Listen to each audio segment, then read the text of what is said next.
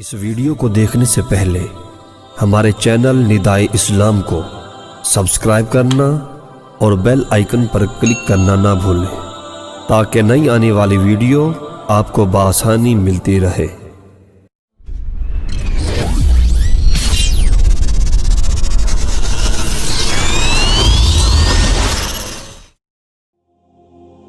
حکمت بھرا جواب۔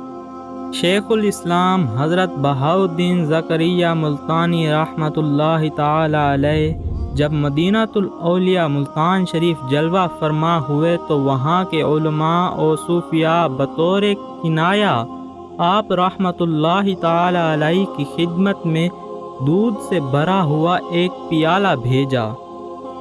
مطلب یہ تھا کہ یہ شہر علماء و صوفیاء سے دودھ کے اس پیالے کی طرح بھرا ہوا ہے اور مزید گنجائش نہیں۔ آپ رحمۃ اللہ تعالی علیہ نے اس پیالے کے اوپر ایک گلاب کا پھول رکھ کر واپس بھیج دیا، جس کا مطلب تھا کہ ہم یہاں اس گلاب کی طرح رہیں گے جو کسی پر بھاری اور تکلیف دہ نہ ہوگا، ہاں البتہ خوشبو ضرور دے گا۔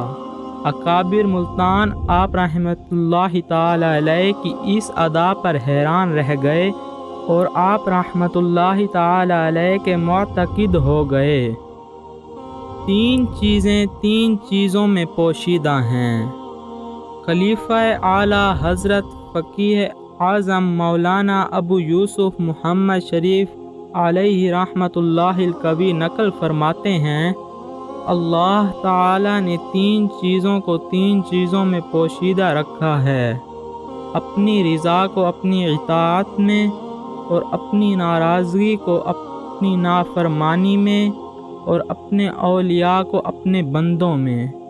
تو ہر اطاعت اور ہر نیکی کو عمل میں لانا چاہیے کہ معلوم نہیں کہ کس نیکی پر وہ راضی ہو جائے گا، اور ہر بدی سے بچنا چاہیے کیونکہ معلوم نہیں کہ وہ کس بدی پر ناراض ہو جائے گا، خواہ وہ بدی کیسی ہی صغیر چھوٹی ہو۔ جسم، روح اور دین کی سلامتی کا راز۔